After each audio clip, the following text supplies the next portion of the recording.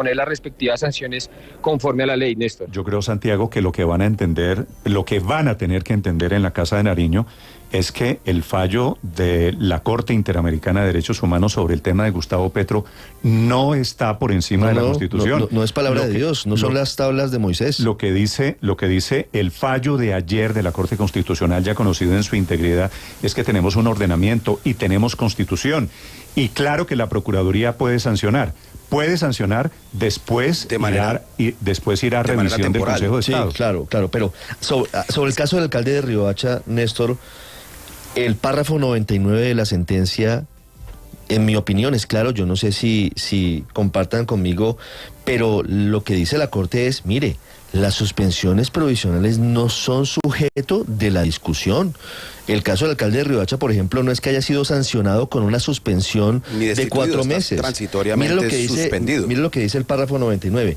Es importante advertir que las referencias que hace la presente providencia a la suspensión de servidores públicos de elección popular aluden únicamente a la suspensión como sanción, esto es, al castigo que se impone en el fallo mediante el cual se decide de fondo la actuación disciplinaria. Es decir, que no tiene nada que ver. La facultad de suspensión provisional se mantiene incólume. El presidente tendría que nombrar hoy el reemplazo del alcalde de Riohacha. No lo va a nombrar. Bueno, tendría que hacerlo. No lo va a nombrar, según me parece entender, del tuit que él acaba de poner, que sigue creyendo Néstor, que el presidente tiene la razón en esa batalla alrededor de si la Procuraduría tiene o no dientes. Señor.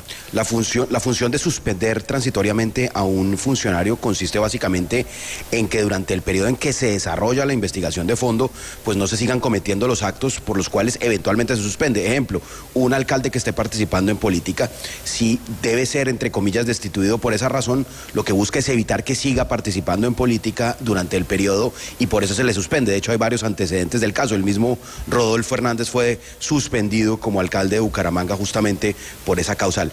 ¿Qué es lo que hay de fondo acá? Y es que cuando la Corte Interamericana emite su sentencia, emite su fallo, la procuradora Margarita Cabello lleva al Congreso un texto de ley, un proyecto de ley que sigue manteniendo en la Procuraduría las facultades, digamos, por interpuesta persona, digámoslo así, de suspender y de destituir a funcionarios. Ante eso es que se pronuncia ahora la Corte Constitucional y dice que declara es parcialmente, digamos, es una inexequibilidad en algunos componentes y una exequibilidad condicionada. Eso es muy importante entender, que esa exequibilidad condicionada implica también que, como lo ha dicho el presidente, pero además no porque lo diga el presidente, como lo ha dicho la Convención Americana de Derechos, en Colombia un ente administrativo no puede suspender a un funcionario electo popularmente, lo puede hacer un juez de la República. ¿Usted cree que, quiénes integran esa Corte Interamericana de Derechos Humanos?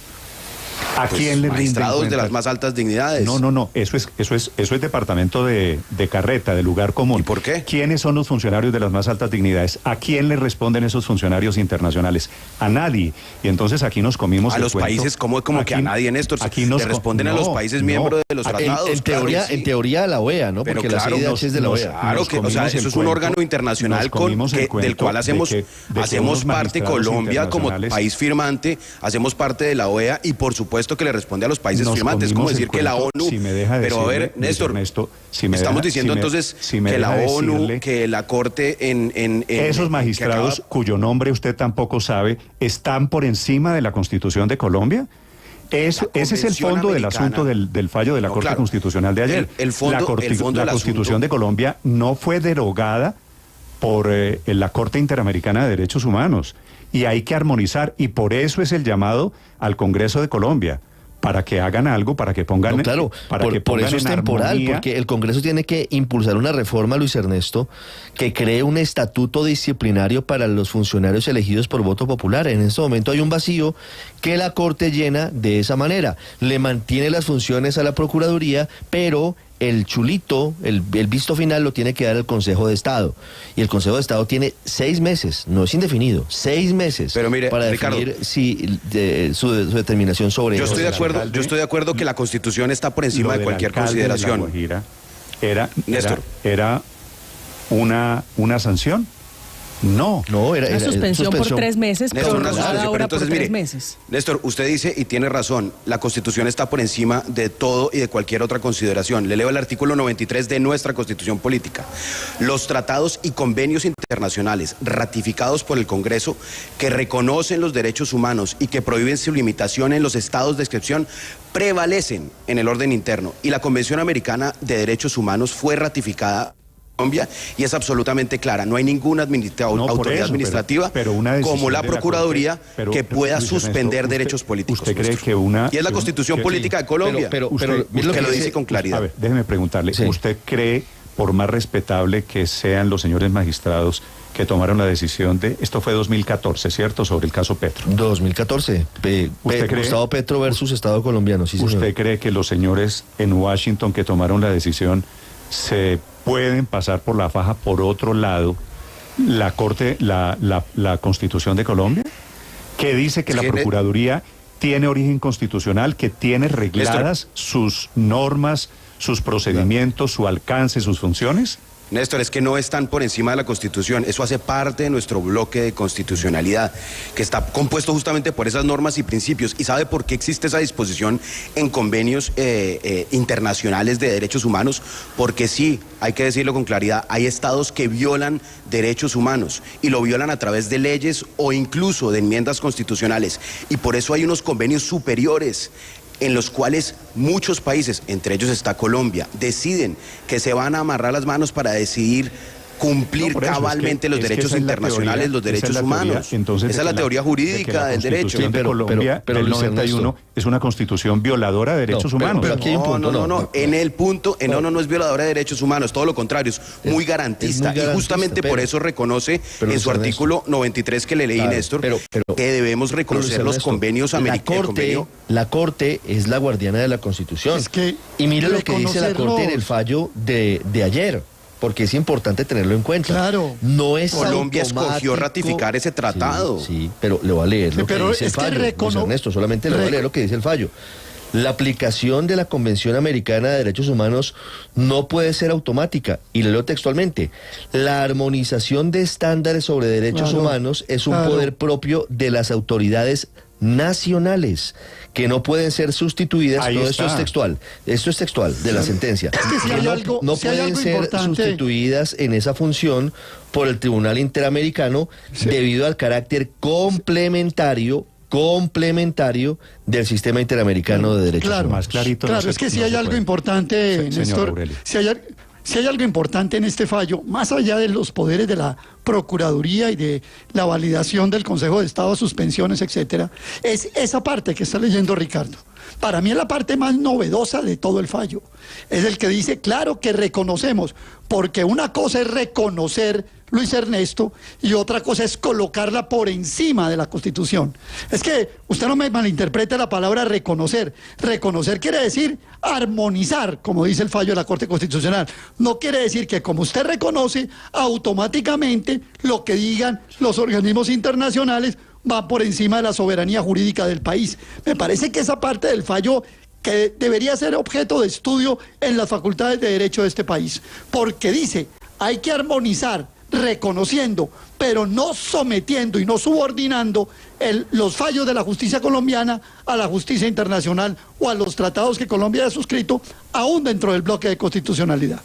Claro, Aurelio, lo que pasa es que Colombia decidió suscribir este convenio, así como ha suscrito otros convenios internacionales, justamente para armonizar su ordenamiento jurídico, con estos principios de defensa de los derechos humanos, con principios incluso de comercio internacional y distintos que son de índole internacional. Aquí, ¿qué es lo que está pasando? Que nuestra Corte Constitucional establece que sí tiene exequibilidad condicionada, la ley que tramitó la Procuradora, y que efectivamente la facultad de suspensión de funcionarios de elección popular debe ser transitoria y que es la justicia contenciosa la que puede hacerlo. Le acepto que puede ser transitoria porque la Corte Constitucional, es cierto, Luis Ernesto le dice al Congreso, tome cartas en el asunto. Legisle, señor Congreso. Pero mientras el Congreso toma cartas en el asunto, ¿qué pasa? Pues que la Procuraduría tiene la capacidad para hacerlo con unas condiciones, con la revisión del Consejo de Estado. El presidente tiene razón. El Consejo de Estado El Consejo de Estado dijo exactamente lo mismo, que no tiene funciones para suspender de sus cargos a los funcionarios. No, pero aquí vamos por partes.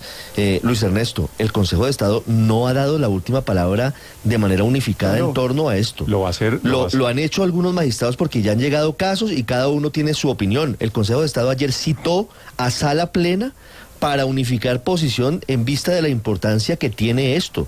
El Consejo de Estado tendrá que cumplir el fallo de la Corte y tendrá que mirar de qué manera establece los protocolos para que se aplique en un plazo de 6 meses ese chulito posterior a la sanción de la Procuraduría. Pero lo que le quería decir a Aurelio es que el presidente tiene razón en una cosa, que puede que parezca accesoria, pero que puede ser muy importante, y es que la Corte le quita las funciones jurisdiccionales a la Procuraduría y la deja con responsabilidades administrativas. Ese punto es importante también decirlo. Eso quiere decir, si la Procuraduría, para decirlo claramente, Ricardo, si la Procuraduría quiere sancionar a un funcionario, hace el proceso, lo investiga y la decisión última la toma el Consejo. Pero no es automático. Ojo, no es automático.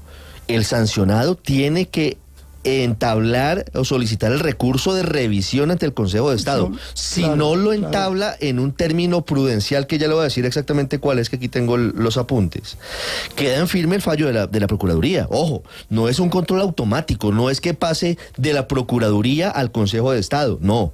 Si el afectado, alcalde de Bucaramanga o como se llame, no entabla el recurso de revisión ante el Consejo de Estado, queda en firme la sanción de la Procuraduría. Hecha esa precisión, el tema de fondo es si un funcionario, por ser elegido popularmente, está bajo la competencia de la Procuraduría General de la Nación. 30 días después de la sanción tiene... Si usted quiere opinar, la cuenta es Blue Radio. Pero a mí me llama la atención. Pero es que estamos en el canal de YouTube para quienes quieran hacer armonizar no es subordinar. Armonizar no es subordinar. Aquí la Corte Constitucional, yo reitero, es una defensa de la soberanía jurídica del país. Es decir, usted puede estar suscrito y haber aprobado y ratificado tratados internacionales de distintos órdenes, pero ningún tratado puede estar por encima de la soberanía jurídica del país. El país tiene la obligación de desarrollar legislación concordante o consecuente con esa firma o con esa suscripción, pero no quiere decir que, como dijeron, entonces aquí ya se volvió ley. No es así, y es lo que dice la Corte Constitucional. A mí lo que me llama la atención es que la cita más importante que tiene el presidente hoy es precisamente en la Corte Constitucional para defender la constitucionalidad de la declaratoria de emergencia en La Guajira, cosa que obviamente le interesa porque quiere que queden en firme sus decretos. Y lo que hace en la mañana es desafiar una sentencia de la Corte Constitucional. Me llama la atención esa estrategia. No sé de qué se trata, sinceramente, un desafío a la Corte generando esta controversia y ese trino, pues que no es muy claro, cuando lo que necesita es precisamente defender sus decretos de emergencia económica. Usted lo que está sugiriendo, Néstor, María Consuelo, y no nos es que olvidemos, a los magistrados Néstor, de la Corte Constitucional no les debe caer nada bien. Va a caer en reversa. El trino de esta mañana del presidente Gustavo Petro. Lo vamos a ver, porque lo que va a estudiar la Corte Constitucional es apenas uno de los muchos proyectos o procesos que tiene en sus manos, que tienen relación con el gobierno. También la Corte Constitucional tiene en sus manos la ley de paz total, tiene en sus manos el examen de la reforma tributaria, por ejemplo. Así que el presidente... Néstor, no nos olvidemos que esta controversia... a desafiar magistrados y decisiones de la Corte Constitucional, sabiendo que buena parte de sus proyectos tienen que pasar, es cierto, por la Corte Constitucional. Daniel, señor. Néstor, no nos olvidemos que esta controversia se da como una medida cautelar de destitución del alcalde de Riohacha, es decir, una medida temporal. Y el fallo de la Corte Interamericana nada dice sobre medidas cautelares, dice sobre medidas finales de destitución. Entonces el presidente Petro tenía que acatar las normas nacionales de nombrar un alcalde de reemplazo mientras se sigue la investigación y también mientras el Consejo de Estado falla final. Y esto al final del día, Néstor, es el ejemplo perfecto de que Gustavo Petro quiere gobernar como en un estado de excepción, saltándose todos los controles de los otros poderes y a punta de decreto. Y eso no es así, no estamos en estado de excepción, no estamos en estado de sitio, y él tiene que acatar, digamos, los controles y las reglas del juego, que tanto le tallan, pero es el ordenamiento jurídico colombiano y lo tiene que acatar. No es la opinión del presidente Petro versus la Constitución, es lo que dice la Constitución de Colombia, lo que tiene que acatarse. Sí, está de por medio, por supuesto, el fallo de la Corte Interamericana de Derechos Humanos.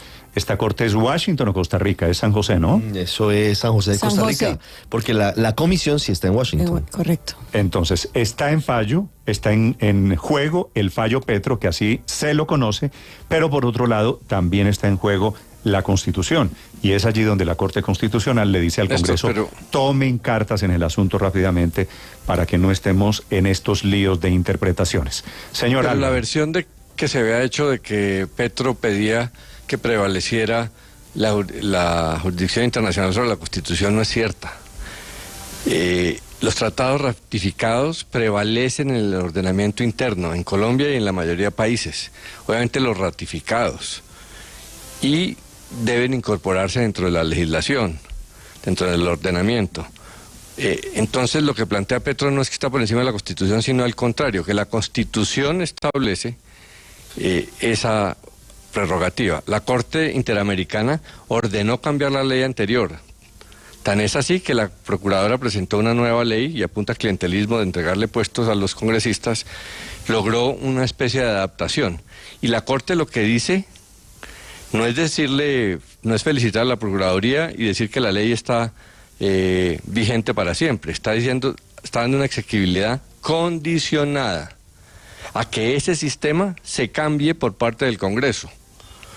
Entonces, no es cierto que las facultades de la Procuraduría están indemnes, están condicionadas a que el Congreso las adapte a la legislación internacional que establece que los funcionarios elegidos por voto popular no pueden ser destituidos por una entidad administrativa por razones obvias, porque no funciona en ninguna parte del mundo, porque las entidades administrativas son nombradas políticamente y pueden tener fallos políticos.